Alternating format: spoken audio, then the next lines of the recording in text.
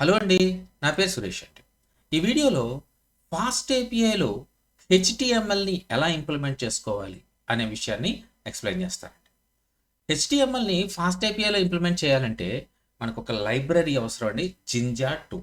So అందుకని ఇక్కడ title చూడండి, మీకు rendering HTML with ginger 2 in fast API అని చెప్పేసి ఇచ్చానండి మీకు. ఓకే, సో ఇప్పుడు మనం ఈ వీడియోలో ఈ జింజా 2ని ఇన్స్టాల్ చేసి హెచ్టిఎంఎల్ని మనం ఎలా ఇంప్లిమెంట్ చేసుకోవాలి ఫాస్ట్ ఐపీఐలో అనే విషయాన్ని తెలుసుకుందామండి. ఓకే, సో నేను హెచ్టిఎంఎల్ పేజెస్ ఆల్రెడీ డెవలప్ చేసి పెట్టుకున్నానండి. సో దానికోసం నేను టైం వేస్ట్ చేయట్లేదు.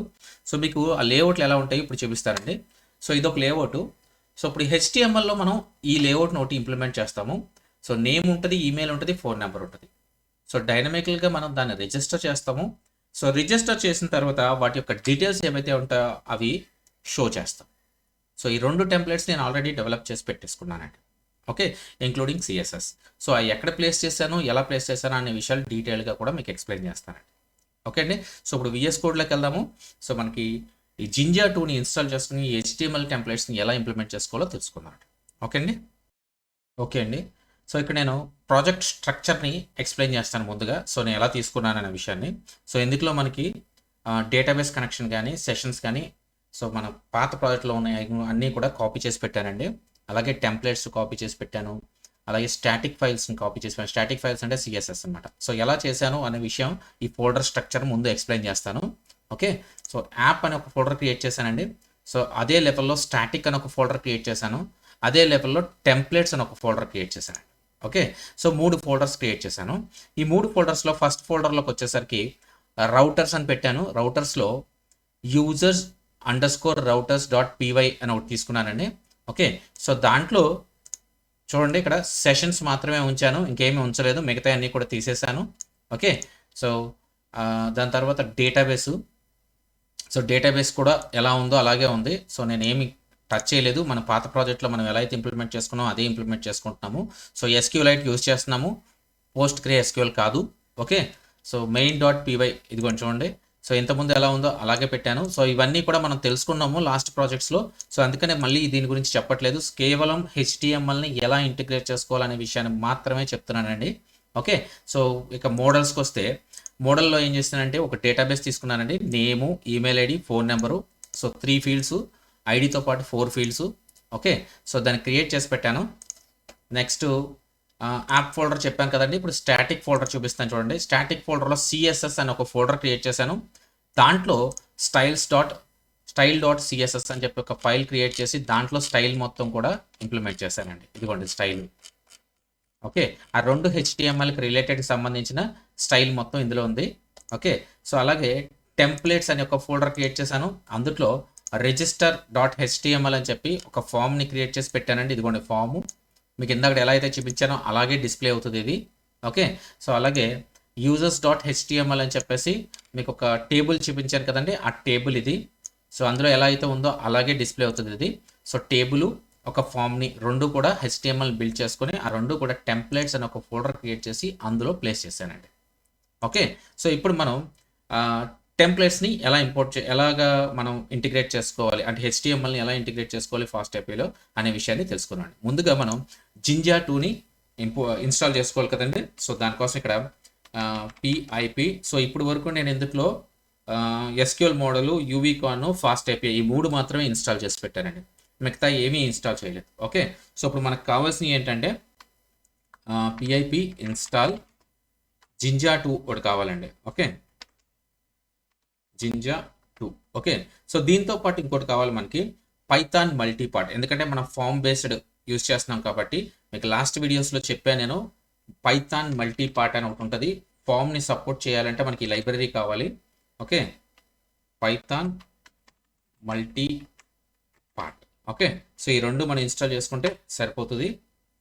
సో ఎంటర్ చేశాను, ఇన్స్టాల్ అవుతున్నాయి. ఓకే, ఇన్స్టాల్ అయిపోయిందండి. ఓకే, క్లియర్ చేశాను అంతే, అంతకంటే ఏం చేయలేదండి. సో ఇప్పుడు మనకి డేటాబేస్ ఆల్రెడీ క్రియేట్ చేసి పెట్టుకున్నాం. మోడల్స్లో టేబుల్ ఎలా క్రియేట్ చేయాలి అన్న విషయం చెప్పేసాము. సో ఇప్పుడు మనకి రౌట్స్లో డైరెక్ట్గా వెళ్దాము. సో యాప్స్లో రౌట్స్ ఉన్నాయి, ఆ రౌటర్లోకి వెళ్ళి users_routerలోకి వెళ్దాము. సో ముందుగా మనం ఇక్కడ హెచ్టిఎంఎల్ టెంప్లెట్ని మనం బ్రౌజర్లోకి తెచ్చుకోవాలి అని అంటే మనకి జింజా 2 ఇన్స్టాల్ చేసాం కదండి, ఇప్పుడు దాన్ని ఇంపోర్ట్ చేసుకోవాలన్నమాట. ఓకే, సో ఇంపోర్ట్ చేసుకోవడానికి ఎలా చేయాలి అని అంటే ఇక్కడ చూడండి, from fast API dot templating import Jinja 2 templates, ఇది ఇంపోర్ట్ చేసుకోవాలండి. ఓకే, సో దీంతో పాటు మనకి హెచ్టిఎంఎల్ రెస్పాన్స్, అలాగే రీడైరెక్షన్స్ ఉంటే రీడైరెక్షన్స్ అవి కూడా కావాలి కాబట్టి ఇంకొకటి ఉందండి.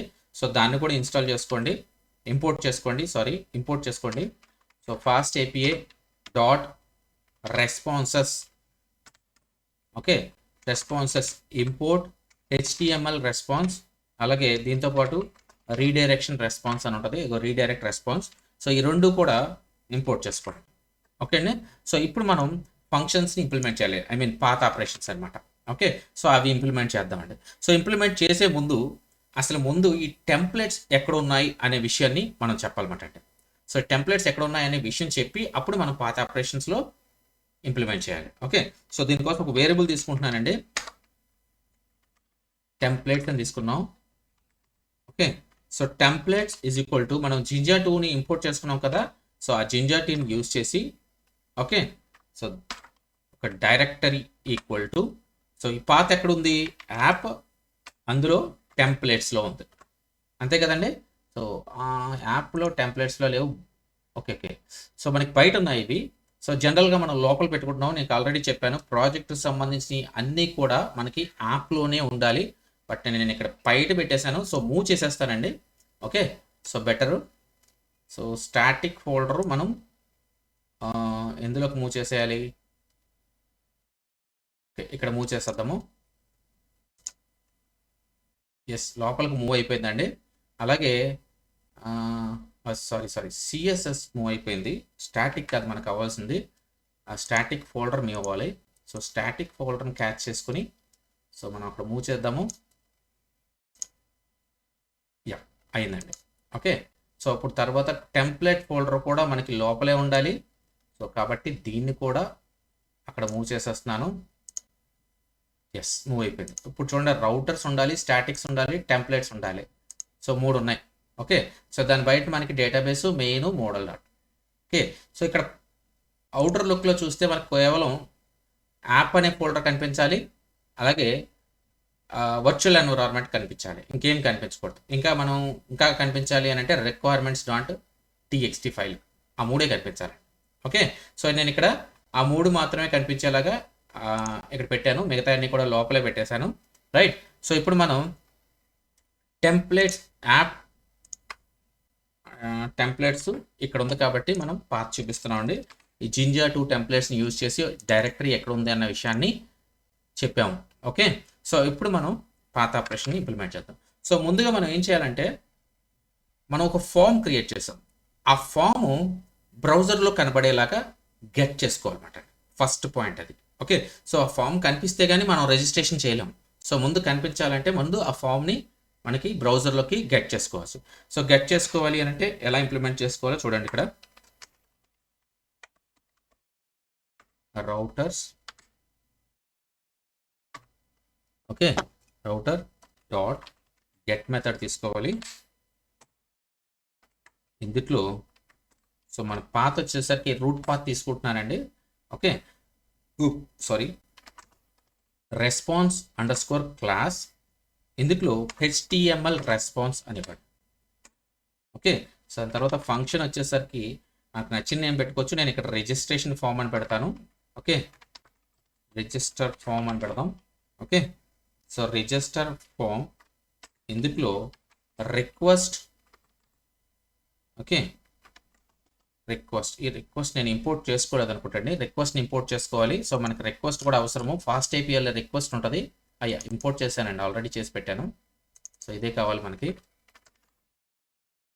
Okay, request. ఓకే, సో ఇక్కడ రిక్వెస్ట్ మనకి ఎందుకు పనిచేస్తుంది అని అంటే, మనం హెచ్టిఎంఎల్ టెంప్లెట్ని గెట్ చేసుకోవడానికి అనమాట అండి. ఓకే, సో హెచ్టిఎంఎల్ టెంప్లెట్ని బ్రౌజర్లో తెచ్చుకోవడం కోసం ఈ రిక్వెస్ట్ని యూజ్ చేస్తామండి. ఓకే, సో ఇక్కడ కాలన్ పెడుతున్నాను.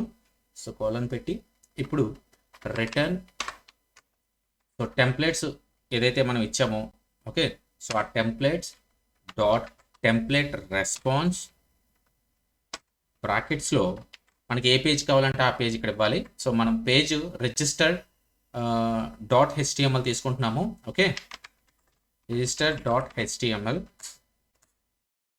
దీని తర్వాత కామా పెట్టి, ఓకే, సో రిక్వెస్ట్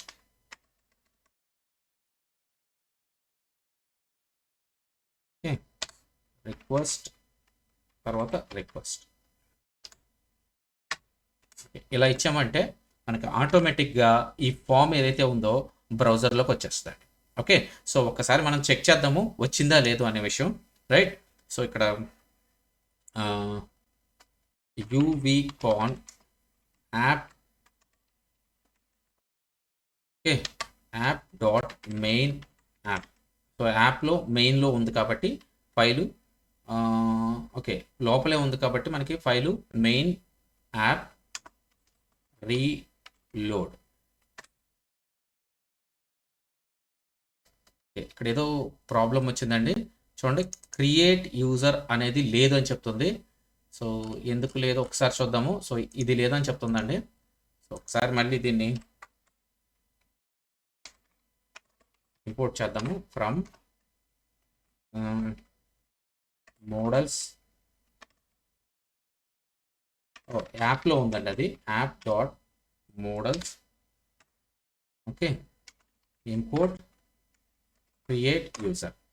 ఎస్, ఇప్పుడు సేవ్ చేస్తే పర్ఫెక్ట్గా వచ్చేస్తుంది. ఎస్, ఓకే అయిందండి. ఇదిగోండి డేటాబేస్ కూడా మనకి క్రియేట్ అయింది. సో ఇప్పుడు రన్ అవుతుంది. సో ఒక్కసారి మనం బ్రౌజర్లోకి వెళ్ళి చెక్ చేద్దాము.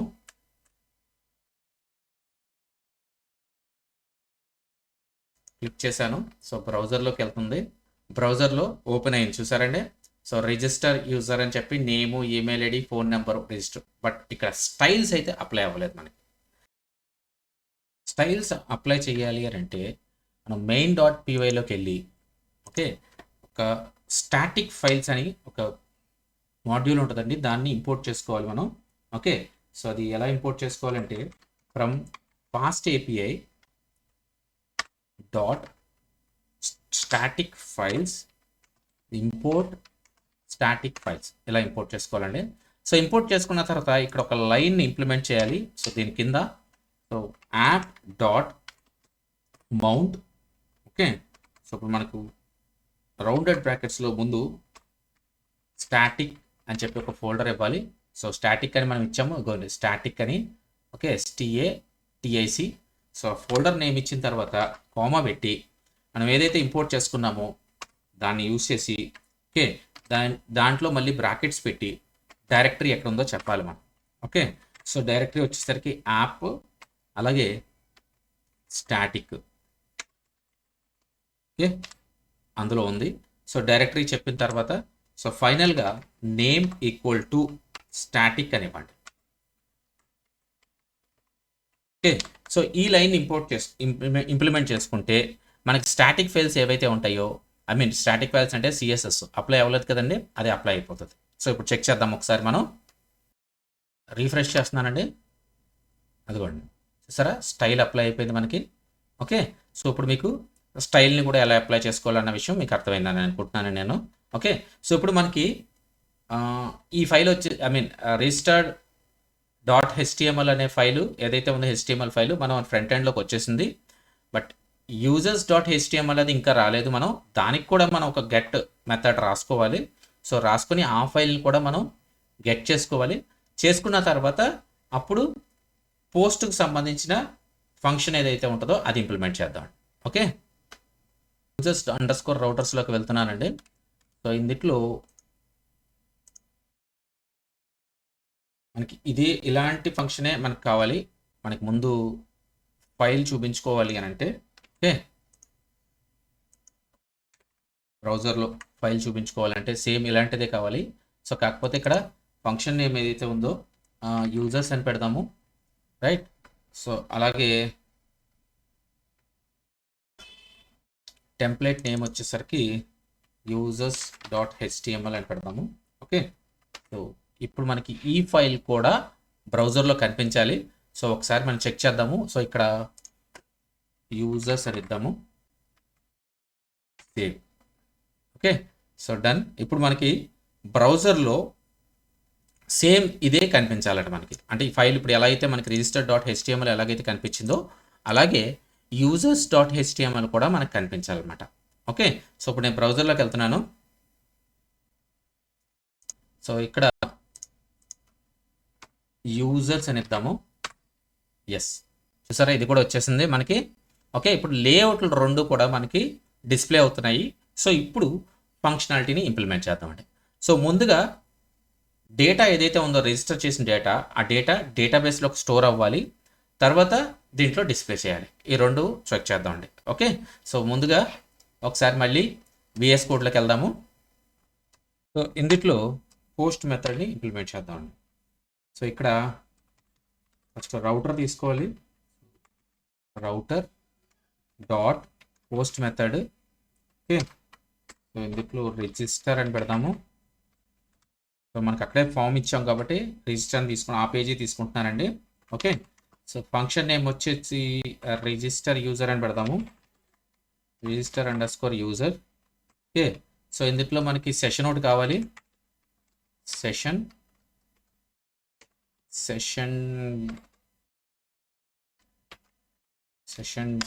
ఇది తీసుకోవాలి. సో దీంతో పాటు మనకి పారామీటర్స్ కావాలి.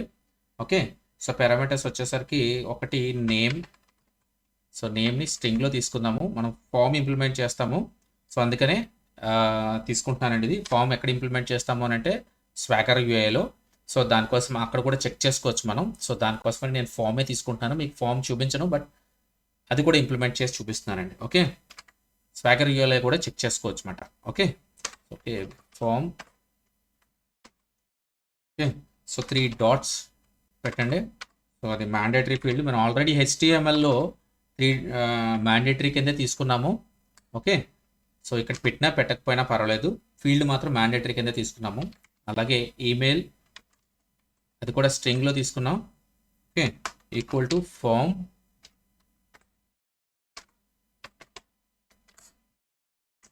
తర్వాత ఫోన్, ఇది ఇంటీజర్లో తీసుకోలేదు అనుకుంటా అండి. ఒకసారి స్ట్రింగ్లో తీసుకున్నాం ఇది కూడా. సో కాబట్టి స్ట్రింగ్లోనే మనం కంటిన్యూ అవుదాం. యాక్చువల్ అయితే ఇంటీజర్లో తీసుకోవాలి, బట్ నేను స్ట్రింగ్లో తీసుకున్నాను కాబట్టి స్ట్రింగ్ కిందే కంటిన్యూ అవుతున్నానండి. సో మీరు మాత్రం ఇంటీజర్ మాత్రమే తీసుకోండి. Okay, form.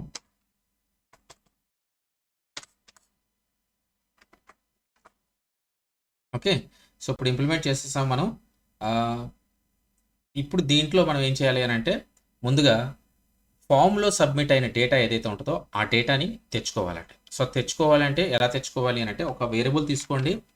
So వేరియబుల్లో okay create user అని మన డేటాబేస్ నేము, అదే క్లాస్ నేమ్ ఏదైతే ఉందో డేటాబేస్లో, అదే models.pyలో క్లాస్ నేమ్ ఇచ్చాం కదండి, అది యూజ్ చేయండి.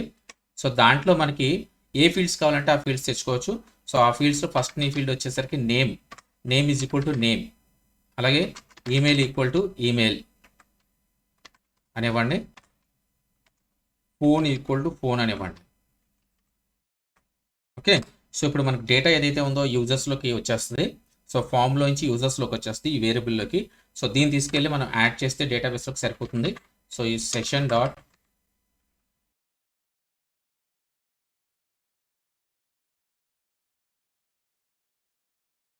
Add users. ఓకే, సో దీని తర్వాత session dot commit.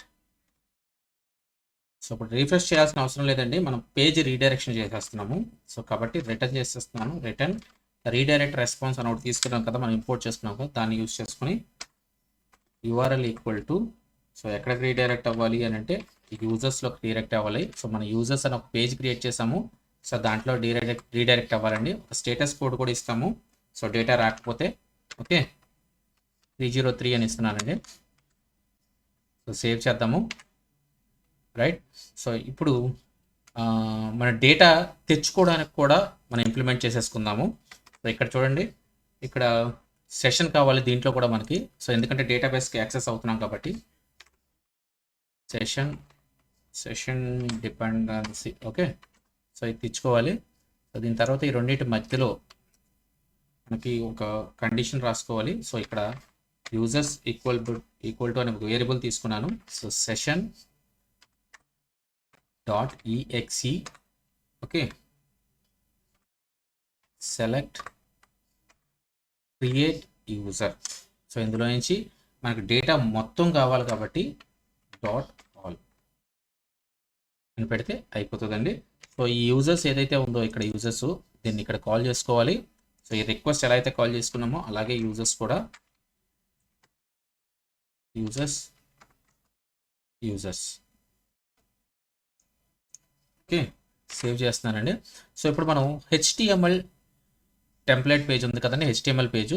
So users అనే పేజ్లో సో ఈ డేటా మనకి డిస్ప్లే అవడానికి అక్కడ కొంచెం చిన్న కోడ్ రాయాలి. సో ఇక్కడ TR తర్వాత రాసుకోవాలి. ఓకే, సో కర్లీ బ్రాకెట్స్ ఇచ్చి 2 పర్సెంటేజ్ల మధ్యలో ఫర్ లూప్ రాసుకోవాలి. For user in users. Okay, అలాగే దాన్ని ఎండ్ చేద్దాము. 2 percentage symbol. Okay, and for దాని తర్వాత ఇక్కడ డబుల్ కర్లీ బ్రాకెట్స్ ఇచ్చుకుని యూజర్ డాట్ ఐడి. ఓకే, అలాగే ఇక్కడ డబుల్ కర్లీ బ్రాకెట్స్ ఇచ్చి user dot name. Okay, so ఇక్కడ కూడా user dot email, user dot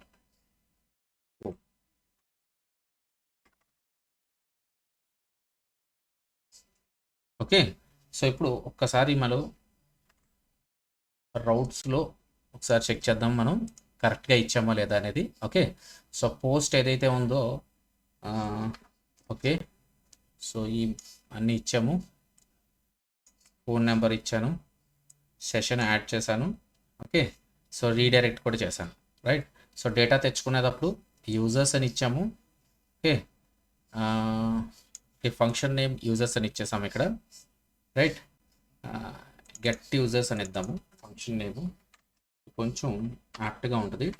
right, so get users అని ఇద్దాము. సో గెట్ యూజర్స్లో సెషన్ కాల్ చేసాము, రిక్వెస్ట్ తెచ్చుకున్నాము. సో యూజర్స్ అని ఒక వేరియబుల్ తెచ్చుకున్నాము. సో డేటాబేస్లో ఉన్నది గెట్ చేసుకుంటున్నాము ఈ లైన్ ద్వారా. ఓకే, గెట్ చేసుకున్న తర్వాత యూజర్స్ డాట్ HTML ఇచ్చి రిటర్న్ చేసుకుంటున్నాం. ఓకే, సో దీన్నే ఫర్ లూప్లో తిప్పామండి. రైట్, ఇప్పుడు అయిపోయిందండి, కంప్లీట్గా చేసాం మనం. ఇప్పుడు బ్రౌజర్లోకి వెళ్ళి ఇప్పుడు దీన్ని చెక్ చేద్దాం. ఓకే, ఇక్కడ మనం బ్యాక్కి వెళ్దాము, రిజిస్టర్ పేజ్కి వచ్చాము. సో ఓకే, సో ఇప్పుడు రిజిస్టర్ చేస్తున్నాను. సో దీంట్లో సురేష్ అని ఇద్దాము, suresh@gmail.com. ఏదో ఒక ఫోన్ నెంబర్ రిజిస్టర్ చేశాను. ఎస్, ఇదిగోండి డేటా వచ్చేసింది. ఓకే, మనం ఏదైతే రిజిస్టర్ చేసామో ఆ డేటా వచ్చింది. సో ఒకసారి మళ్ళీ బ్యాక్కి వెళ్ళి ఇంకొకటి రిజిస్టర్ చేద్దాం. రమేష్@gmail.com. ఏదో ఒక ఫోన్ నెంబర్ ఇచ్చేసాం. ఎస్, డేటా వచ్చేసింది. ఓకే, సో ఇప్పుడు డాక్స్ కూడా ఒకసారి చెక్ చేద్దాం.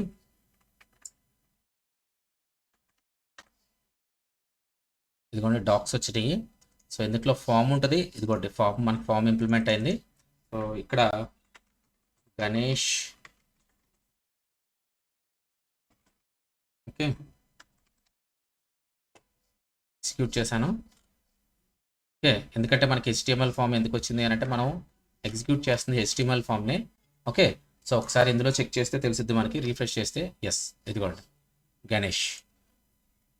ఓకే, సో ఇప్పుడు మీకు అర్థమైంది కదండి HTMLని ఎలా ఫాస్ట్ APIతో ఇంటిగ్రేట్ చేసుకోవాలి అనే విషయం. సో మీకు అర్థమైందని నేను అనుకుంటున్నానండి. ఇన్ కేస్ మీకు ఏమైనా డౌట్స్ ఉంటే, సో ఇంకా ఏమైనా క్వశ్చన్స్ అడగాలనుకుంటే, మీకు ఏమైనా ఎర్రర్స్ వస్తున్నా దయచేసి కామెంట్ చేయండి, నేను ఇమీడియట్గా రెస్పాండ్ అవుతాను. ఓకేనండి, బాయ్ అండి.